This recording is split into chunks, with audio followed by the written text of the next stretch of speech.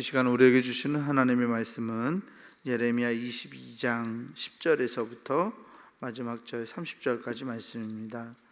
예레미야 22장 10절에서 30절까지 말씀입니다. 제가 가진 성경으로 구약성서 1084페이지에 있습니다.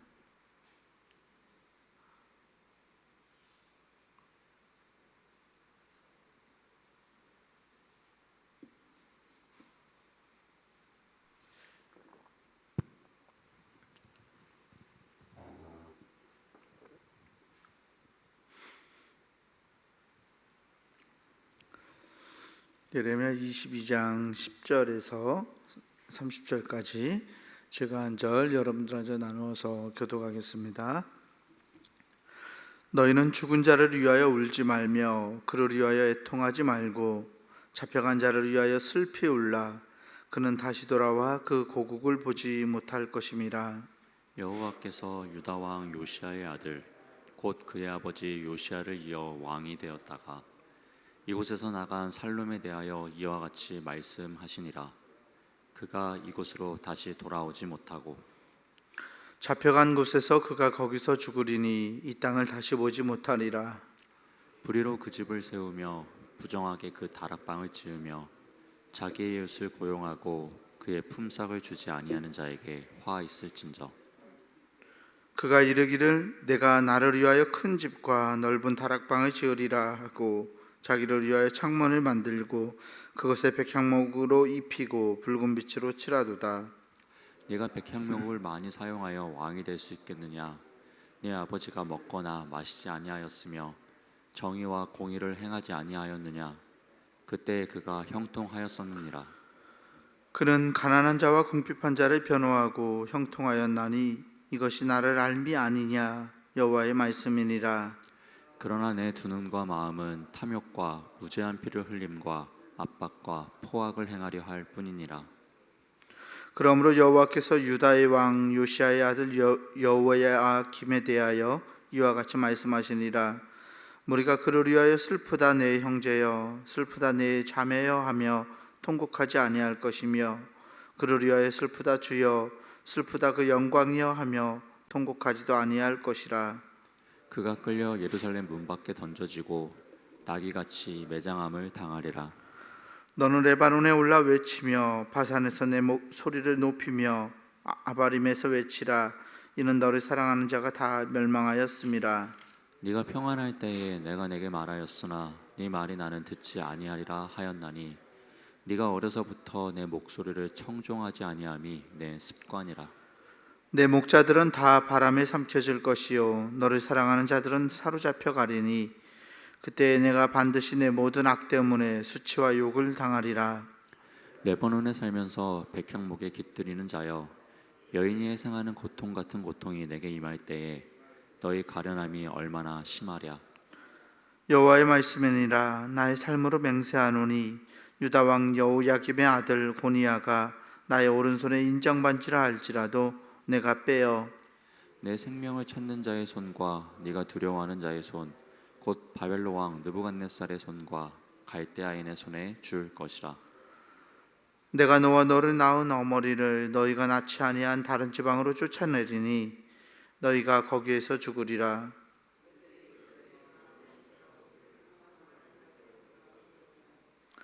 이 사람 고니야는 천하고 깨진 그릇이냐? 좋아하지 아니하는 그릇이냐? 어찌하여 그와 그의 자손이 쫓겨나서 알지 못하는 땅에 들어갔는고?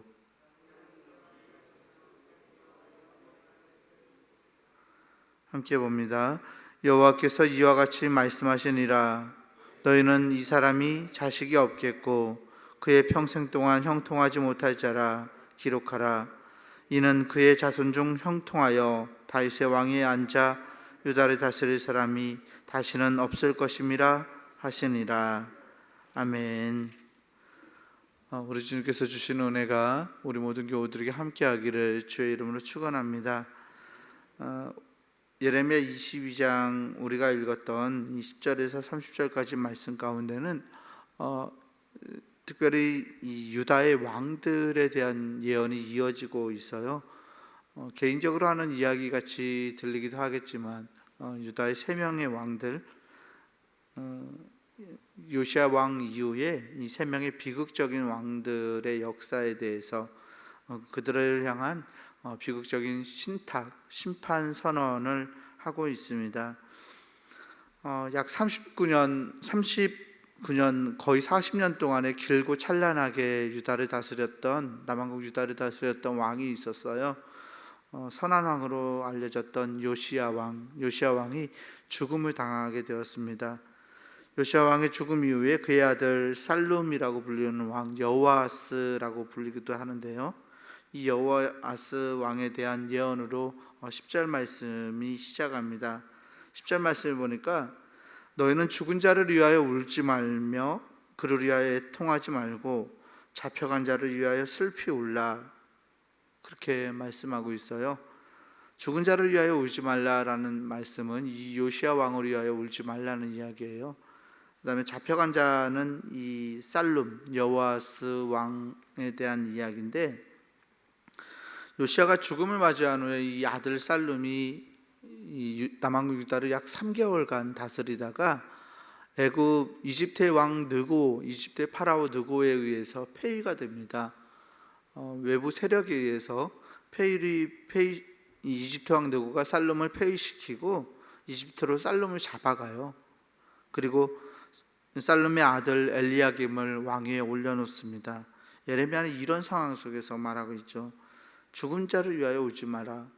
정말 슬퍼할 것은 선한 왕 요시야가 죽은 것이 아니다. 예레미야는 왕들을 위한 애가를 부르면서 요시야 왕의 죽음에 대해서 억장이 무너지는 슬픔과 마음의 감정에 사로잡히지 말라고 합니다. 정말 남왕국 유다 백성들이 울어야 할 일은 이 여호아스 왕, 즉 살룸이 이집트로 잡혀간 것이라고 말입니다. 살룸이 폐위되어서 이집트로 유배된 것이 남왕국 유다의 미래를 결정짓는 국가적인 비극이라는 사실을 백성들이 모르고 있는 걸 지적하면서 이것을 위해서 울라라고 말씀하고 있죠. 살룸에 대한 이 슬픔을 이렇게 표현해요. 그는 다시 돌아와서 그 고국을 보지 못할 것이다. 11절에도 그가 이곳으로 다시 돌아오지 못한다. 12절에도 이 땅을 다시 보지 못하리라. 예레미야는 이 왕이 다시 오를 수 없는 살룸, 그의 조국 남왕국 유다를 다시 밟지 못할 그 왕을 위해서 세 절에 걸쳐서 굉장히 슬퍼하고 있습니다. 유다 백성이 요시야 왕에게 큰 희망을 걸었던 것처럼 그의 아들 살룸에게도 희망을 걸었었는데, 이 살룸이 이집트로 폐위된 후에 이제 남왕국 유다는 정말 비탄한 지경으로 내리막길로 내려가게 됩니다. 살룸의 뒤를 이어서 그의 동생 여호야김이 왕위를 이어받아요. 13절에서부터 19절까지가 이 여호야김에 관한 신탁인데요. 왕위를 물려받은 이 여호야김은 예레미야가 가장 신랄하게 비난했던 왕 가운데 한 사람이었습니다. 열왕기하 23장 35절 이하의 말씀을 보면 여호야김이 많은 양의 은과 금을 이집트의 조공으로 바쳤다라고 보도하고 있습니다. 일반 백성들에게 무거운 세금을 강요해서 은과 금을 강제로 짜내었던 왕이 여호야김이었습니다. 자신의 왕위를 유지하고 왕실의 안위를 위해서 백성들을 유린하는 이 여호야김을 보면서 예레미야는 그를 신랄하게 비판합니다. 그래서 이 예레미야는 이 여호야김에 대해 장례식 이미지를 사용하고 있는데요. 시브리어 원문으로 보면 약간 막 장송곡 분위기가 나는, 그러니까 애가라고 부르는 찬송이거든요. 사랑했지 아니고 슬퍼서 부르는 애가라는 찬송인데, 이 장송곡을 연상시키는 그런 감탄사를 사용하면서 여호야김이 어떻게 불길한 운명을 맞을 것인지를 예고하고 있습니다. 여호야김이 불길한 미래를 맞게 된다라는 것을 마지막에 보면 18절과 19절에서 이런 말을 하죠. 함께 같이 읽어볼까요? 다시 한번 예레미야 22장 18절 19절 말씀입니다. 함께 보겠습니다. 그러므로 여호와께서 유다의 왕 요시아의 아들 여호야김에 대하여 이와 같이 말씀하시니라. 무리가 그를 위하여 슬프다 내 형제여, 슬프다 내 자매여 하며 통곡하지 아니할 것이며, 그를 위하여 슬프다 주여, 슬프다 그 영광이여 하며 통곡하지도 아니할 것이라. 그가 끌려 예루살렘 문 밖에 던져지고 나귀같이 매장함을 당하리라. 아멘. 예레미야 여호야김이 이 성문 밖으로, 예루살렘 성문 밖으로 던져져서 제대로 장사되지도 못하고 수치를 당할 것이라고 선언합니다. 왜 여호야김이 이런 비참한 처우를 맞았을까요? 그는 본문의 내용을 보면 궁정을 세우면서 건축을 주도했어요. 그런데 고용한 자들에게 삭스를 주지 않는, 그 대가를 지불하지 않는 불의를 저질렀다고 13절은 고발합니다. 노동자들의 노동을 착취하는 죄악을 범했는데 이는 이스라엘을 압제했던 옛 바로의 모습을 연상시켜주고 있습니다. 여호야김의 건축은 불의와 불공평으로 건축한 것이에요. 13절에 불의로 그 집을 세우며 부정하게 그 다락방을 지으며 자기의 이웃을 고용하고 그의 품삯을 주지 아니하는 자, 그에게 화가 있을 것이다 라고 말하고 있는데요. 여호야김이 애굽의 은과 금으로 조공을 바쳤다고 했는데 그 많은 은과 금을 어디에서 났을까요? 아마도 백성들에게 은과 금을 내라, 은과 금을 내지 못하는 자들은 강제 노역을 시켜서 자기의 궁정을 건축하게 했던 것으로 생각됩니다. 세금을 바칠 능력이 없는 이들에게 강제 노역을 부과한 왕, 또 자기의 형이 잡혀가는데 큰 저지를 하거나 그것에 대해서 아무런 반응을 보이지 않아요. 자기 형이 폐위되어서 잡혀갔는데 자기가 왕위에 올라서 왕이 되어서 생각하는 것은 자기가 살고 있는 궁정을 어떻게 지을 것인가, 어떻게 화려하게 나의 왕궁을 세울 것인가, 어떻게 이집트와의 관계를 잘 유지해서 내 정권을 유지할 것인가에만 관심이 있었어요. 여호야김이 그런 왕이었다는 건 나중에 더 드러나거든요. 열왕기 말씀에 보면 이 여호야김이 바벨론 때까지도 바벨론 제국이 가까이 왔을 때까지도 폐위되지 않아요. 그러니까 애굽이 바벨론에 의해서 밀려났을 때에도 이 여호야김 왕이 그 자리를 유지하고 있는 것을 볼 수 있습니다. 얼마나 눈치가 빨리 또 이쪽에 붙었을까요? 애굽 편에 들었다가 애굽이 약해지니까, 애굽이 불안해지니까 당연히 바벨론 편에 서서 애굽의 손을, 잡았던 손을 놓아버렸던 왕, 그래서 정말 불의와 불공평으로 살아갔던 왕이었던 것을 볼 수 있습니다. 여호야김은 아버지 요시아와 달리 가난한 자들을 억압했던 왕이었습니다. 무죄한 자들의 피를 흘렸습니다. 구원하시는 여호와의 은총을 백성 가운데 나타내야 하는 사람이 유다 왕의 자리였죠. 그런데 가난한 자와 무죄한 자를 억압하는 범죄를 행하면서 언약 공동체의 지도자가 담당할 책임을 져버렸습니다. 그 결과는 말씀드린 바와 같이 19절에서 수치스러운 죽음을 맞이하는 것이었습니다. 그는 폭정에 고통받았던 자들이 아무도 그를 슬퍼하지 않는 상황을 맞게 됩니다. 슬프다 내 형제여, 슬프다 내 자매여 하고 통곡하지 않는다라고 말합니다. 왕이 죽었는데 슬프다 주여, 슬프다 주인이여, 슬프다 그 영광이여 하며 백성들이 통곡하지 않을 거라고 합니다. 그리고 그가 끌려서 문 밖에 던져지고, 예루살렘 문 밖에 던져지고 나귀와 같이 매장을 당할 것이다. 동물이 죽었을 때 그것을 슬퍼하거나 애도했을까요? 아니죠. 나귀 같은 동물들이 죽었을 때는 성 밖으로 그냥 버려져서 아무도 슬퍼하지 않고 거기에서 썩어감을 당했을 것입니다. 예레미야는 이 여호야김 왕, 불의와 불공정으로 살아갔던 이 왕이 온당한 장례 절차를 밟지 못하고 이렇게 죽은 나귀처럼 취급될 것이라고 이야기합니다. 장례를 치른다는 건 굉장히 중요하죠. 고대 사회 사람들에게 있어서 또 이스라엘 백성들에게 있어서 장례의식은 굉장히 중요한 절차였습니다. 왕이 죽었는데도 불구하고 온당한 장례 절차를 밟지 못하는 것은 가장 심각한 저주에 속했습니다. 열왕기에 그 나타나는 왕들을 보면 늘 그러잖아요. 자기의 조상에게로 돌아갔다라고, 몇 년에서 몇 년까지 다스리고 나의 누구의 조상에게 돌아갔다, 누구와 함께 있다, 이런 이야기들을 쓰면서 왕의 마지막을 그렇게 그리고 있는데, 이 여호야김은 죽은 나귀처럼 버려졌다라고만 그렇게 표현하고 있습니다. 거대한 왕궁을 건축하고 싶었던 여호야김의 인생은 그 성에서 장사되어서 성의 조상들과 함께 남는 것이 아니라 성 밖으로 버려지는 아이러니로 끝나게 됩니다. 자기가 건설해놨던 그 왕궁에서 장례를 받지 못하고, 어차피 죽었지만 장례를 받지 못하고 그 성 밖으로 버려져서 썩은 시체가 되어버리는 비참한 최후를 맞이하게 됩니다. 그 다음에는 예루살렘의 동맹들과 예루살렘 자체의 멸망에 대한 슬픈 탄식이 20절에서부터 23절까지 나옵니다.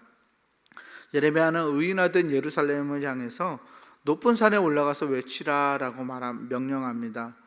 높은 산에 올라가 좋은 소식을 전하라고 말했던 선지자가 있어요. 이사야 선지자가 이사야 40장 9절에서 너희는 높은 산에 가서 좋은 소식을 전하라라고 말했는데, 본문에서는 좋은 소식이 아닌 절망과 슬픔의 소식을 높은 산에서 전합니다. 높은 산 예루살렘은 왜 슬퍼할 수밖에 없는가요? 그 이유를 20절에 보면 너를 사랑하는 자가 다 멸망하였음이라 라고 말씀하고 있습니다. 사랑하는 자가 멸망을 당한다. 이 사랑하는 자들이란 본래 하나님과 언약을 맺었던 대상들을 향해서 나타내는 표현이에요. 그런데 이스라엘을 사랑의 대상으로 묘사할 때 쓰는 표현인데, 본문에서 이 표현은 이스라엘, 예루살렘 백성들이 아닌 이방의 동맹국들을 의미합니다. 예루살렘이 사랑하는 자들이라고 표현했던 것은 예루살렘과 함께했던 이방 나라들을 가리키고 있는데요. 하나님께서는 자신이 아닌 다른 여인들을 사랑했던 이 예루살렘을 향해서 네가 사랑하는 그 연인들을 멸망시킬 것이다. 그래서 예루살렘에 슬픔과 비극을 가져다 줄 것이라고 말합니다. 예루살렘의 지도자들은 바람에 흩날리듯이 흩어지고 백성들은 포로로 잡혀갈 것이라고 예언하십니다. 목자들이 바람에 흩날린다라는 말로 목자들이 양을 보호하는 강한 힘을 가진 존재에서 바람에조차 흩날려버리는 지극히 무기력한 존재로 예루살렘을 다스리는 목자들이 전락할 것이라고 표현합니다. 또 예루살렘에게 닥칠 심판을 해산하는 여인의 고통에 비유하는데요. 해산의 고통이 새로운 희망이 아닌 죽음의 전조로서, 고통의 전조로서 표현되고 있는 것을 볼 수 있습니다. 마지막으로 예레미야 예언, 유다 왕을 위한 예언은 고니야를 향한 신탁으로 마무리 지고 있는데요. 여호야김의 아들 고니야의 멸망을 예언합니다. 하나님께서 보니까 이 고니야에게서 인장반지를 뺏을 것이라고 말합니다. 24절 말씀을 보면 여호와의 말씀이니라 나의 삶으로 맹세하노니 유다 왕 여호야김의 아들 고니야가 나의 오른손에 인장반지라 할지라도 내가 빼어라고 말씀하고 있습니다. 고니야라고도 부르고 여호야긴이라고도 말합니다. 여호야김의 이름이 참, 여호야김의 아들 여호야긴, 이 사람이 고니야인데요. 이 여호와께서 그의 인장반지를 빼낼 것이다 라고 말하고 있습니다. 인장반지는 왕권을 상징하죠.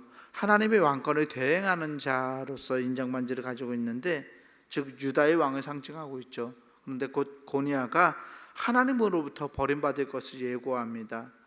그의 운명은 어떻게 될까요? 고니야는 바벨론의 포로가 되어서 잡혀서 돌아오지 못하고 이방의 땅에서 죽음을 맞이할 것이라고 25절에서 27절에서는 말씀합니다.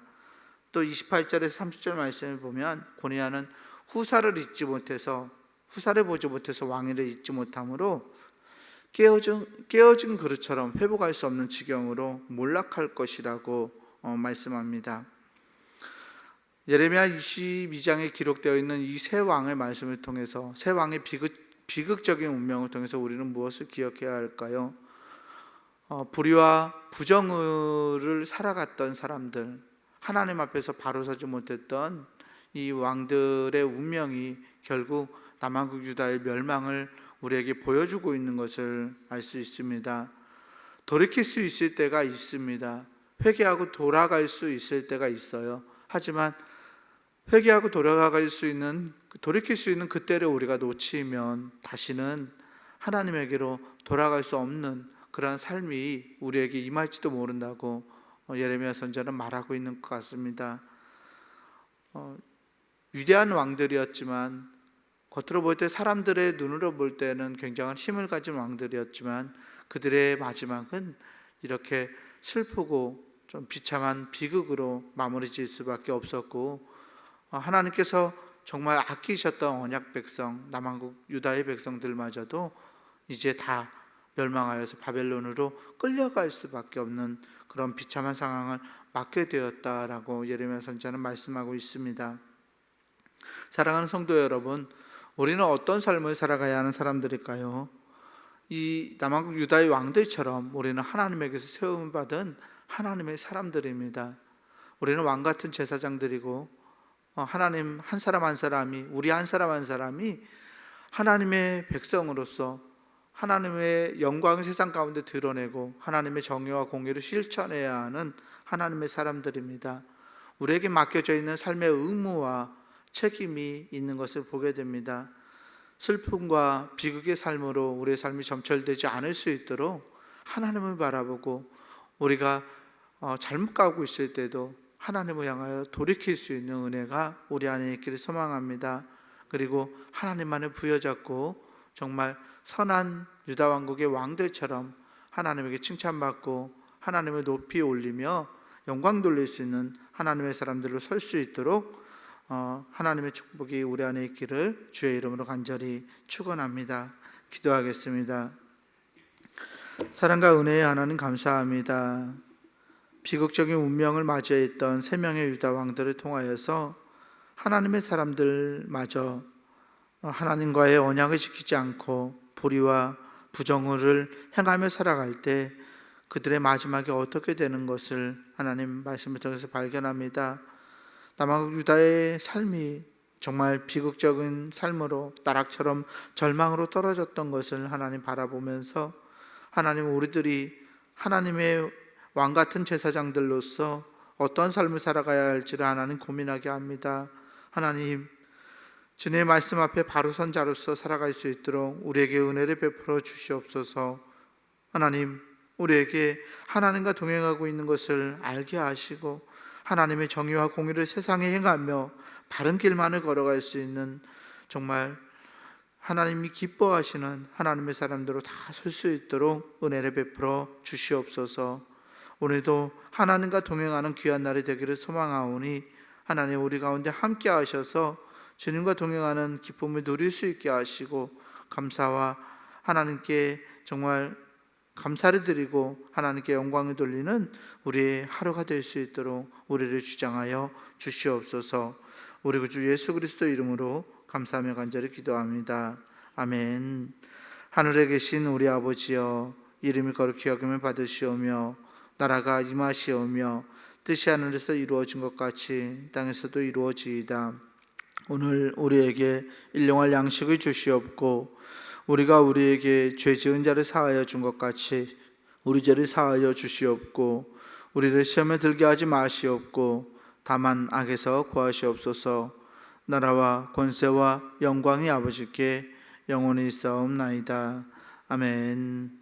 오늘 담임 목사님께서 오늘까지 연수 마치시고 돌아오시는데요, 위에서 잘 돌아오실 수 있도록 여정 위에서 특별히 기도해 주시길 부탁드립니다.